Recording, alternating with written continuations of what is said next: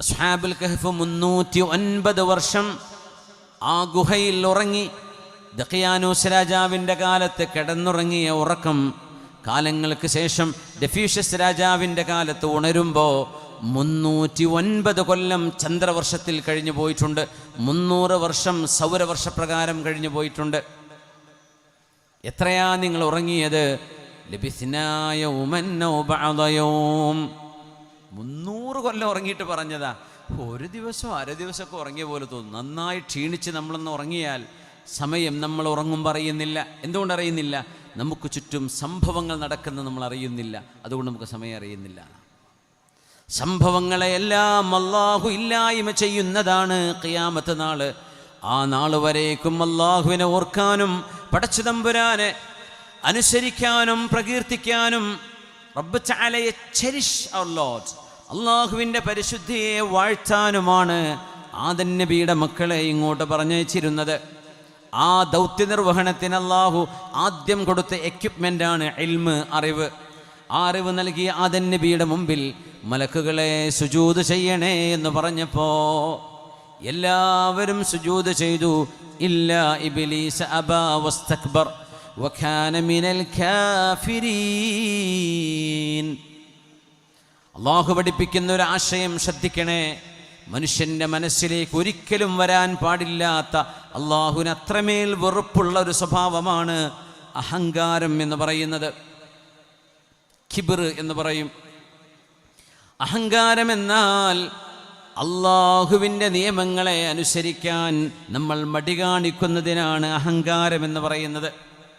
അള്ളാഹുവിൻ്റെ നിയമങ്ങൾക്ക് അനുസരണ ചെയ്യാതിരിക്കാൻ കാരണങ്ങൾ കണ്ടെത്തി ഒഴിഞ്ഞു മാറുന്നതിനാണ് കിബ്ർ എന്ന് പറയുന്നത്. സത്യം സത്യമായി ബോധിച്ചിട്ടും അത് സ്വീകരിക്കാതിരിക്കുന്നതിനാണ് കിബ്ർ എന്ന് പറയുന്നത്. തെളിവുകൾ മുമ്പിൽ നിരത്തി കൊടുക്കുമ്പോൾ, രേഖകൾ സമർപ്പിച്ചു കൊടുക്കുമ്പോൾ അത് ഞാൻ അംഗീകരിക്കില്ല എന്ന് പറയുന്നതിനെയാണ് കിബ്ർ എന്ന് പറയുന്നത്. ഒരു പ്രശ്നപരിഹാരത്തിന് മഹല്ല് ജമാഅത്ത് ഇടപെടുമ്പോൾ നിങ്ങളിത് ഇടപെടണം, സ്വീകരിക്കണമെന്ന് മഹല്ല് ഭാരവാഹികൾ വന്ന് പറയുമ്പോൾ, ഇനി നിങ്ങളല്ല നിങ്ങളുടെ വല്ലിപ്പമാർ വന്ന് പറഞ്ഞാലും ഞാനിത് സ്വീകരിക്കൂല എന്ന് പറയുന്ന നിലപാടിനെയാണ് കിബ്ർ എന്ന് പറയുന്നത്. മൻ കാന ഫീ ഖൽബിഹി ഹബ്ബത്തു ഖർദലിൻ മിൻ കിബ്രിൻ. കിബ്ർ ഒരു കടുകുമണിയുടെ അത്ര. കടുകുമണി പെണ്ണുങ്ങൾ ആലോചിച്ച് നോക്കൂ. നിങ്ങൾ വറവെടുക്കുമ്പോൾ കടുകുമണി എത്രയാ കോരി നമുക്ക് പോലും എണ്ണ അറിയില്ല. അതിലൊന്ന്. ആ ഒരു കടുകുമണിയുടെ അത്ര അഹങ്കാരം കൽബിലുണ്ടെങ്കിൽ അവർക്ക് സ്വർഗം കിട്ടില്ല എന്ന് പറഞ്ഞത് നബിയുനാ റസൂലുള്ളാഹി സ്വല്ലല്ലാഹു അലൈഹി വസല്ലം. മഹാനായ ഉമർ ഇബ്നുൽ ഖത്താബ് തങ്ങളുടെ പ്രിയപ്പെട്ട മോൻ അബ്ദുല്ലാഹി ഇബ്നു ഉമർ എന്നവർ ഒരു ഹദീസ് കേട്ട് പൊട്ടി കരഞ്ഞിട്ടുണ്ട്. മഹാനായ അബ്ദുല്ലാഹി ഇബ്നു അംർ ഇബ്നുൽ ആസ് റളിയല്ലാഹു അൻഹു ഒരു ഹദീസ് ഓതി കൊടുത്തപ്പോൾ ആളുകൾ ചോദിച്ചു, മാ യുബികീക യാ അബ്ദുല്ലാഹ്, അബ്ദുല്ലാഹി ഇബ്നു ഉമറേ നിങ്ങൾ എന്തിനാണ് ഇത്രമേൽ പൊട്ടിക്കരയുന്നത്? ഒരു ഹദീസല്ലേ പറഞ്ഞിട്ടുള്ളൂ. അപ്പോൾ പറഞ്ഞു, നിങ്ങൾക്കറിയുമോ ഏതാണ് ഹദീസ് എന്നറിയുമോ? എന്നോട് അബ്ദുല്ലാഹി ഇബ്നു അംർ ഇബ്നുൽ ആസ് റളിയല്ലാഹു അൻഹുമാ പറഞ്ഞ ഹദീസ്, ലാ യദ്ഖുലുൽ ജന്നത മൻ കാന ഫീ ഖൽബിഹി മിസ്ഖാലു ദർറത്തിൻ മിൻ കിബ്രിൻ. അഹങ്കാരം ഒരു പൊടിയുടെ ശകലമത്രയെങ്കിലും കൽബിലുള്ള ഒരാൾക്ക് സ്വർഗമില്ല എന്ന് ഹബീബ് പറഞ്ഞ ഹദീസാണത്. ഞാൻ പേടിക്കണ്ടയോ എന്ന് പറഞ്ഞ് അബ്ദുല്ലാഹി ഇബ്നു ഉമർ എന്നവർ പൊട്ടിക്കരഞ്ഞിട്ടുണ്ട്. മക്കയിലെ ഹയ്യ് ശുഹദായിൽ അന്ത്യവിഷം കൊള്ളുന്ന സ്വഹാബിയാണ്. മുത്തബിഉ സുന്ന എന്നറിയപ്പെടുന്ന ഉമർ എന്നവരുടെ മോന് അബ്ദുല്ലാഹി ഇബ്നു ഉമർ റളിയല്ലാഹു അൻഹുമാ. അഹങ്കാരം മനുഷ്യന് വേണ്ട, ഒരിക്കലും വേണ്ട. നമ്മൾ പച്ചയായും അല്ലാഹുവിൻ്റെ നിയമങ്ങൾക്ക്, നീതിക്ക്, സത്യത്തിന് വിധേയരാവാൻ ബാധ്യസ്ഥരാണ്. സത്യമാണ് ഇവിടെ ജയിക്കുന്നത്, സത്യത്തിനാണ് അധികാരം, നീതിക്കാണ് അധികാരം, അള്ളാഹുവിൻ്റെ നിയമങ്ങൾക്കാണ് അധികാരം എന്ന് ബോധിക്കുന്ന മനുഷ്യനെയാണ് മുസ്ലിം എന്ന് വിളിക്കാൻ പറ്റൂ. മാ മനഅക ഖാല മാ മനഅക അല്ലാ തസ്ജുദ ഇദ് അമർതുക്. ഇബ്ലീസേ, എൻ്റെ അടിമയായ ആദം നബി അലൈഹിസ്സലാമിൻ്റെ മുമ്പിൽ സുജൂദ് ചെയ്യണമെന്ന് നിന്നോട് ഞാൻ പറഞ്ഞപ്പോൾ എന്തുകൊണ്ട് നീ അത് ചെയ്തില്ല എന്ന് ചോദിച്ചപ്പോൾ, അന ഖൈറും മിൻഹു, ഞാൻ ആദമിനെക്കാളും മുന്തിയ ആളല്ലേ, ഞാൻ ആദമിനെക്കാളും എത്രയോ ബെറ്ററല്ലേ. അന ഖൈറും മിൻഹു. എങ്ങനെ? ഇബ്ലീസ് നോക്കുന്നത് മെറ്റീരിയലിസത്തിലേക്കാണ്. ഖലഖതനീ മിൻ നാരിൻ വഖലഖതഹു മിൻ തീൻ. എന്നെ പടച്ചത് തീ കൊണ്ടല്ലേ, ആദം നബിയെ പടച്ചത് മണ്ണ് കൊണ്ടല്ലയോ, അതുകൊണ്ട് മണ്ണിനേക്കാളും ഗുണം തീയിനല്ലേ പവർ എന്ന ഭൗതികമായ ഒരു തത്വത്തിൽ നിന്നുകൊണ്ട് അള്ളാഹുവിൻ്റെ ആജ്ഞയെ അനുസരിക്കാതെ പോയ ആദ്യത്തെ ഈ പ്രപഞ്ചത്തിലെ കുറ്റം എന്ന് പറയുന്നത് ഇബ്ലീസിൻ്റെ അഹങ്കാരമാണ്. അതുകൊണ്ടൊരു മനുഷ്യനും അത് പാടില്ല എന്ന് നബിയുനാ റസൂലുള്ളാഹി സ്വല്ലല്ലാഹു അലൈഹി വസല്ലം ഖലഖൽ ഇൻസാന മിൻ നുത്ഫ ഫഇദാ ഹുവ ഖസീമും മുബീൻ. സൂറത്തുൻ നഹ്ലിൽ അതേ ആശയം സൂറത്തു യാസീനിൽ കാണാം. വളറബ ലനാ മസലൻ വനസിയ ഖൽഖഹ്. ആസുബിന് വായിൽ ഒരു പൊടിയുന്ന ഒരു എല്ല് കൊണ്ട് നുരുമ്പിയ ഒരു എല്ല്, ഒരു മനുഷ്യൻ്റെ എല്ല്. ആ എല്ല് കയ്യിൽ പിടിച്ചിട്ട് ഹബീബിൻ്റെ മുമ്പിൽ വരികയാണ്. എന്നിട്ട് ഹബീബിനോട് ചോദിക്കുകയാണ്, മുഹമ്മദ് നബിയെ, നിങ്ങൾ do you claim that Allah can give life for this dead bone? ഈ ചത്തുപോയ ഇല്ലായ്മയിലേക്ക് നീങ്ങിക്കൊണ്ടിരിക്കുന്ന ഈ എല്ലിന് ജന്മം കൊടുക്കാൻ അള്ളാഹുവിന് കഴിയുമെന്നാണോ നിങ്ങൾ വിശ്വസിക്കുന്നത്, അല്ലെങ്കിൽ പറയുന്നത്, പ്രചരിപ്പിക്കുന്നത്? ഐനഅം, അതെ. ആ എല്ല് പിടിച്ച് കയ്യിൽ പിടിച്ചിട്ട് ഇങ്ങനെ വായുവിലേക്ക് എറിഞ്ഞു എന്നാണ് ആസുബിന് വായിൽ. അദ്ദേഹം മുശ്രിക്കായിരുന്നു. ഈ പൊടിയെ ഇനി ഒരു മനുഷ്യനായ ഖിയാമത്തിലേക്ക് രൂപപ്പെടുത്താൻ പടച്ചോനത്ര എളുപ്പമാവില്ല എന്ന് അള്ളാഹുവിൻ്റെ ഖുദ്റത്തിനെ കളിയാക്കിയതിന് മറുപടിയാണ് സൂറത്തു യാസീനിലെ നമ്മൾ ഓതുന്ന അവസാന ഭാഗങ്ങളൊക്കെ. യാ അല്ലാഹ്, 78 മുതൽ 79 വരെയുള്ള ആയത്തുകൾ ഈ ചരിത്രത്തിൻ്റെ പശ്ചാത്തലത്തിൽ ഇറങ്ങിയതാണ്. ബിസ്മില്ലാഹിർ റഹ്മാനിർ റഹീം. വളറബ ലനാ മസലൻ വനസിയ ഖൽഖഹ്. സ്വന്തം സൃഷ്ടിപ്പ് എങ്ങനെയായിരുന്നു എന്ന് മറന്നിട്ട് അവൻ ചോദിക്കുക എന്നോട്, ഈ എല്ല് പോലും ഇല്ലാതിരുന്നൊരു കാലം അവനെ കുഞ്ഞായി ജനിപ്പിച്ചവനല്ലയോ അല്ലാഹു, അതവൻ മറന്നു. ചോദിക്കുക, ഖാല, ആസിബിന് വായിൽ ചോദിക്കുകയാണ്, മൻ യുഹയിൽ ഇളാം, ആരാണ് ഇളാമുകൾക്ക് ജീവൻ കൊടുക്കുന്നത്? എല്ലുകൾക്ക് ആര് ജീവൻ കൊടുക്കും?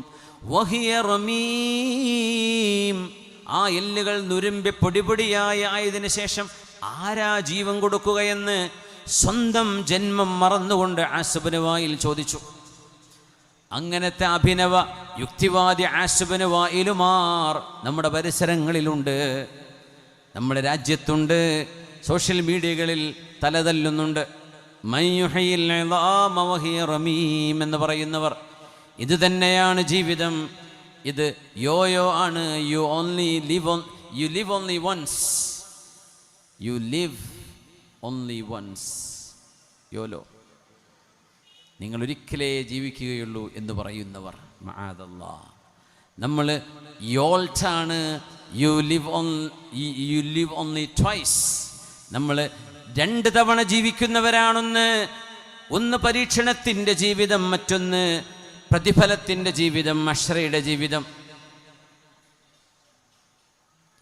ഖാല മൻ യുഹയിൽ ഇളാമ വഹിയ റമീം. ഇന്നത്തെ അഭിനവ യുക്തിവാദികൾക്കും അന്നത്തെ കാലത്തെ യുക്തിവാദികൾക്കും അള്ളാഹു കൊടുക്കുന്ന മറുപടി നോക്കണേ. ഖുൽ, പറഞ്ഞു കൊടുക്കൂ നബിയേ, ആരാണ് എല്ലുകളെ ജീവിപ്പിക്കുന്നതെന്നല്ലേ ചോദിക്കുന്നത്. ഖുൽ യുഹീഹല്ലദീ അൻശഅഹാ അവ്വല മർറ, ആദ്യമായി ഈ എല്ല് പടച്ചതാരാണ് എന്ന് ചോദിക്കൂ. അവനെ പടച്ചതാരായിരുന്നു? അവൻ്റെ ഉമ്മയാണോ ഉപ്പയാണോ? അല്ലല്ലോ, അവർ ജന്മത്തിൻ്റെ കാരണങ്ങളാണ്. നമുക്ക് വാപ്പക്കും കുട്ടികളുണ്ടാക്കാൻ കഴിയുമെങ്കിൽ കുട്ടീൻ്റെ ചേലും ചെറുക്കും ഹൈറ്റും വെയിറ്റും ബ്രെയിനൊക്കെ അവർക്ക് നിയന്ത്രിക്കാൻ പറ്റണം. ഇത് ജനിച്ച് വീഴുമ്പോഴറിയാം ഏത് കോലത്തിലാണ് വരുന്നത് എന്ന്, അല്ലേ? ഉമ്മയും വാപ്പയും അല്ല കുട്ടിയെ ഉണ്ടാക്കുന്നത്, ഉമ്മയും വാപ്പയും അതിൻ്റെ സബബുകളാണ്, അതിൻ്റെ ബയോളജിക്കൽ റീസൺ. ആരാ സ്രഷ്ടാവ്?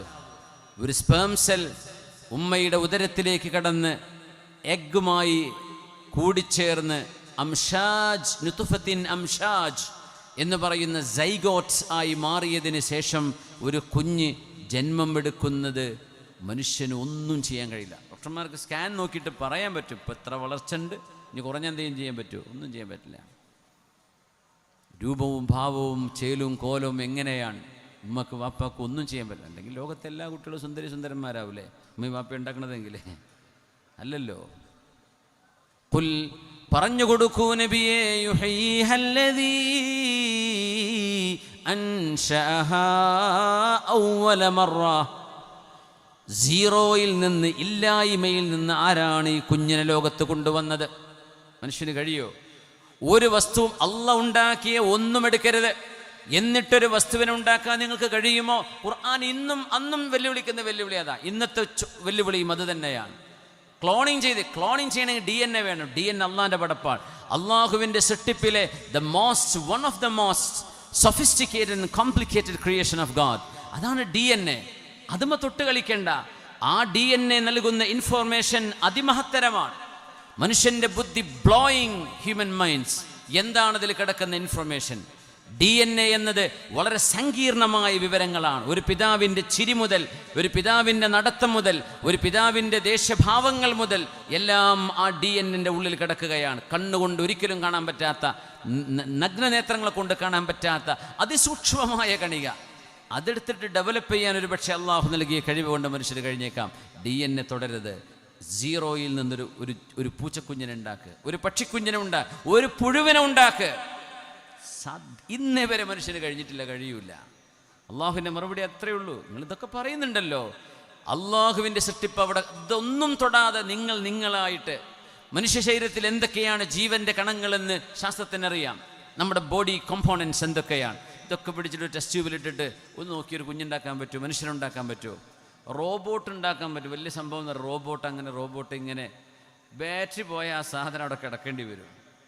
റോബോട്ടിന് പോയി സ്വന്തം ബാറ്ററി പോയാൽ കിടക്കുന്ന സാധനമാണ് ഇതൊക്കെ. ചാർജ് പോയാൽ അവനൊന്നും ചെയ്യാൻ പറ്റില്ല. മനുഷ്യൻ അങ്ങനെയാണോ?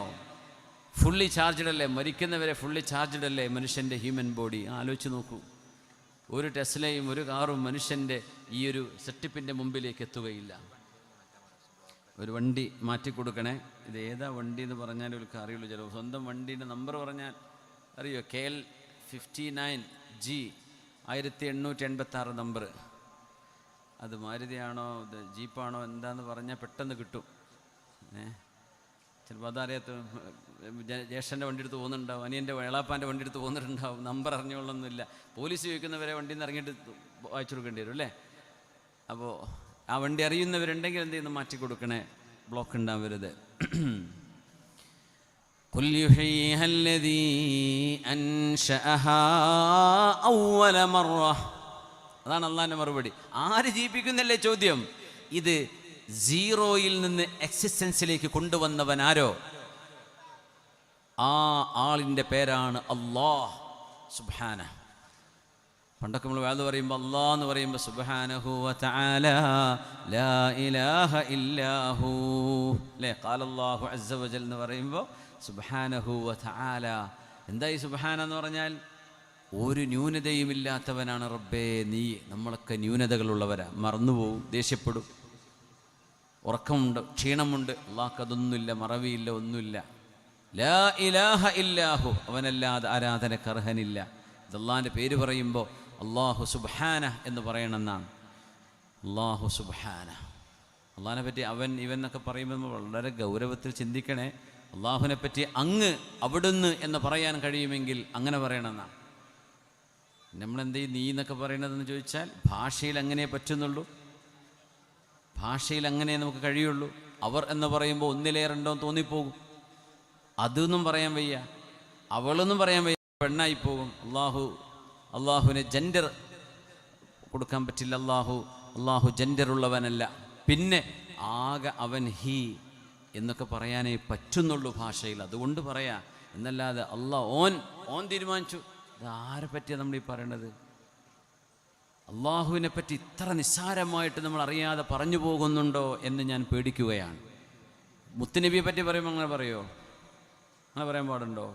അപ്പോൾ അള്ളാഹുവിനെ പറ്റി അതിലേറെ ബഹുമാനത്തിലല്ലേ നമ്മൾ കാണേണ്ടത് അല്ലേ? അപ്പോൾ അള്ളാഹുവിനെ പറ്റി അവൻ എന്നൊക്കെ പറയുന്നത് വേറെ ഒരു വാക്കതിന് പകരം വെക്കാനില്ലാത്തത് കൊണ്ടാണ്. അവർ എന്ന് പറഞ്ഞു പോകുമ്പോൾ ഒന്നിലേറെ ഉണ്ടോ? അള്ളാഹു അഹദാണല്ലോ. അവർ എന്നത് ഒന്നിലേറെയുള്ള ആളുകൾക്ക് പറയുന്നതല്ലേ?